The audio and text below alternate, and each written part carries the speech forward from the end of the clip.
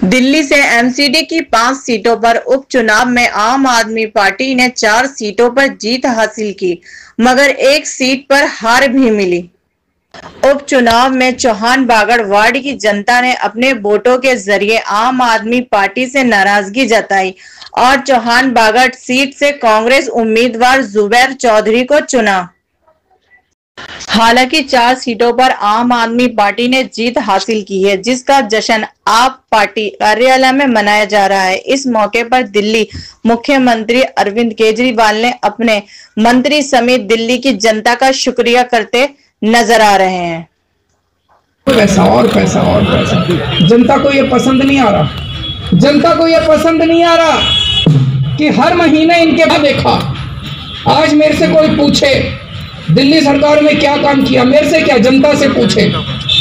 और दिल्ली की जनता छोड़ो, पूरे देश में अगर जनता से पूछे कोई जाके, गोवा में चले जाओ, पंजाब में चले जाओ, उत्तर प्रदेश में चले जाओ, वेस्ट में कहीं चले जाओ, बोलो जी केजरीवाल ने क्या काम किया, पूरे देश की जनता कहती है स्कूल ठीक कर दिए, अस्पताल ठीक कर दिए, बिजली फ्री कर दी, पानी ठीक कर दिया, सड़कें बनवा दी, सारे देश की जनता कह रही है। ये लोग वहाँ कोई कंफ्यूजन की स्थिति जरूर रही होगी। जो इश्यूज थे वहाँ पर शायद वो जनता ये तय नहीं कर पाई हमारे बारे में कि हम सही हैं या वो ठीक है। मैंने कहा कि दिल्ली के अंदर अरविंद केजरीवाल जी ने जितना काम मुस्लिम के लिए किया है वो किसी हिंदू समाज से कम नहीं किया। उन्होंने जितना भी उन्होंने काम किया, चाहे हमारे वक्फ बोर्ड के अध्यक्ष हैं हमारे अमानत भाई, एक एक चीज़ के बारे में बता रहे थे भी हम लोगों ने कितना काम किया है। लेकिन ये सीलमपुर के दंगे हैं या और किसी मामले को लेकर ये वोटिंग हुई है। मैंने कहा चौहान बांगर की इस सीट का जो है मामला था वो एक अलग तरह का माहौल था, अलग तरह के इश्यूज थे जिसको हम समझ नहीं पाए अच्छी तरीके से। जो आने वाले समय के अंदर हम देखेंगे कि हमारे में क्या कमियां रही हैं।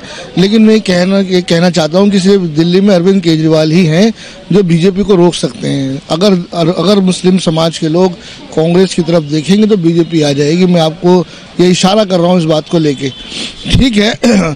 देखिए, जो मैंने कहा कि कुछ इश्यूज थे सीलमपुर बांगर के, जो अपने इश्यूज थे, सीलमपुर का दंगा वहाँ हावी रहा जिसका हम जवाब नहीं दे पाए। जो लोग सवाल जवाब कर रहे थे शायद हमने उनके जवाब समय पे नहीं, जितने भी इश्यूज थे मैं कह रहा हूँ कि शायद जो केजरीवाल जी से कुछ सवाल जवाब करने थे उन बातों का हम जवाब नहीं दे पाए समय से, या लोग कंफ्यूज हो गए, क्या रहा कुछ है। मतलब हमारी कमियां भी हैं, हमारे कुछ वर्करों की भी कमियां रही हैं। ये चुनाव एक अजीबोगरीब था चौहान बांगर का, वरना दिल्ली की जनता ने ये तय कर रखा है कि आने वाले 2022 के अंदर आम आदमी पार्टी को लेके आ रहे हैं तो कोई नहीं रोक सकता। दिल्ली की जनता तय कर चुकी है। बीजेपी को उन्होंने 15 साल से झेल रहे हैं, बीजेपी जाने वाली है। कांग्रेस अभी बहुत कमज़ोर है। कांग्रेस इमोशनल इश्यूज़ पे काम करेगी तो कुछ नहीं मिलेगा उसको। देखो, जो मैंने कहा जो इश्यूज़ हैं, ये जो इश्यूज़ हैं उसके ऊपर मैं ज़्यादा इस बारे में बोल नहीं सकता उन इश्यूज़ के बारे में, लेकिन मैं यही कहना चाहूँगा कि लोग अपनी गलतियों को सुधारेंगे आने वाले समय के अंदर, क्योंकि दिल्ली में अरविंद केजरीवाल ही एक ऐसा विकल्प है जो हर समाज को न्याय दे सकता है, चाहे वो मुस्लिम समाज हो, चाहे वो हिंदू समाज हो, चाहे कोई भी समाज हो।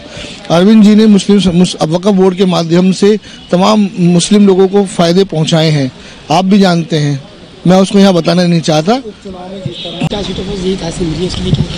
मैं सबसे पहले पूरी दिल्ली की जनता को बधाई दूंगा जो उन्होंने सही मत चुन के अरविंद केजरीवाल को चुना, और आगे भी 2022 में उन्हीं को चुने, कि अगर कोई दिल्ली का विकास कर सकता है तो अरविंद केजरीवाल जी है। सर, आप एमसीडी कर्मचारी संगठन से जुड़े हुए हैं, क्या लगता है दिल्ली में अगर एमसीडी में आम आदमी पार्टी सरकार बनती है तो कर्मचारियों की समस्याओं का क्या? नहीं, बहुत मैं कह रहा हूँ बहुत हल क्या होगा, सारी समस्याएं खत्म हो जाएंगी। आप देख सकते हैं कि 2017 का सर्कुलर भी अरविंद केजरीवाल जी ने निकाला है कि 2017 तक के कर्मचारी पक्के किए जाएंगे। वो भी उन्होंने कहा है, ना कि बीजेपी सरकार ने। अब 14 साल से बीजेपी बैठी हुई, आप देख सकते हैं कर्मचारी बार बार हमें हड़ताल करनी पड़ती है, हमारी सैलरी तक नहीं दे पा रहे, तो ये क्या एमसीडी चलाएंगे। इसलिए मैं आम जनता से सभी से कहना चाहूँगा, जिस तरीके से आपने चार सीटें जितवाई हैं, आने वाले चुनाव में 272 में से 272 सीटें जितवाएं आम आदमी पार्टी को। दिल्ली में 4 सीटों पर आपको जीत हासिल हुई, एक सीट आपने गंवाई है, और वो सीट जो मुस्लिम बाहुल्य क्षेत्र है, जहाँ पर कहीं ना कहीं दंगों का भी असर था, जहाँ कहीं ना कहीं मरकज़ का भी असर था। तो क्या कहना चाहते हैं कि 22 में आपकी क्या नीति रहेगी? आप ये देखिए कि दिल्ली क्या पूरे हिंदुस्तान में जनता बदलाव चाहती है। बहुत हो चुका कोरोना की आड़ में, बहुत हो चुका सीए की आड़ में, और बहुत हो चुका गुंडागर्दी की आड़ में। और कॉरपोरेशन में जो गुंडागर्दी हो रही है जैसे सीएम साहब ने कहा कि जो दिल्ली का संविधान के हिसाब से बनता था हमने दे दिया, फिर भी उसके बाद कह रहे हैं लाओ 1300 करोड़ खा गए, ये कर गए, गलत है।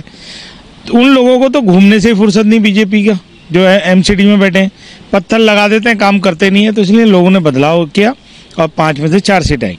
अब रहा ये कि 1 सीट कैसे हार गया जो बाहुबली एरिया की थी। तो मैं तो यही कहूँगा कि घर को आग लग गई घर के चिराग से, ज़्यादा मत कलवाएं। लोगों ने देखा है, वो सब आपको पता है। एक प्रोपेगेंडा था बहुत तगड़ा और उस प्रोपेगेंडा की याद में हमारे कुछ लोग बह गए। मैं जहाँ था त्रिलोकपुरी, कल्याणपुरी, वहाँ भी मुस्लिम एरियो में इस तरह का रूमर फैलाई गई थी मौलाना साद की, ताहिर की, दंगों की, लेकिन वहाँ संभाला कि हालात सही हो जाएंगे, आप एक बार मौका तो दें। लोगों ने मौका दिया, यहाँ नहीं संभाल पाए इस बात को। में 4 सीटें आपने जीती, 1 सीट हारी है, उसके लिए क्या कहना चाहेंगे? क्या केजरीवाल जी का जादू क्या सीएम में नहीं चल पाया? ये 4 सीट जो जीती हैं वो जनता ने 4 सीट केजरीवाल जी को दी हैं और ये 4 सीट 2022 का सेमीफाइनल है। आपने गवाही है कि वहाँ पर उनका जादू नहीं चल पाया, क्या लोगों ने वहाँ पर उनको हाँ, लोगों ने समझा नहीं समझा, वो उनकी मर्जी, कोई बात नहीं है। अगली बार 1 साल बाद फिर चुनाव है, तो जब तक लोगों को समझ आएगी। पार्टी के अंदर पार्टी को लेकर गुस्सा नहीं, मरकज को लेके या लॉकडाउन को लेके या दिल्ली दंगों को लेके ऐसा पार्टी की भूमिका वो उन लोगों की अपनी मर्जी है कि उन्होंने क्या सोचा क्या समझा। लेकिन पार्टी का अगर किसी तरह से कोई होता तो 4 सीट और भी तो है, मुस्लिम समाज वहाँ पर भी है, लेकिन वो उनकी अपनी सोच थी जो उन्होंने वोट नहीं दिया।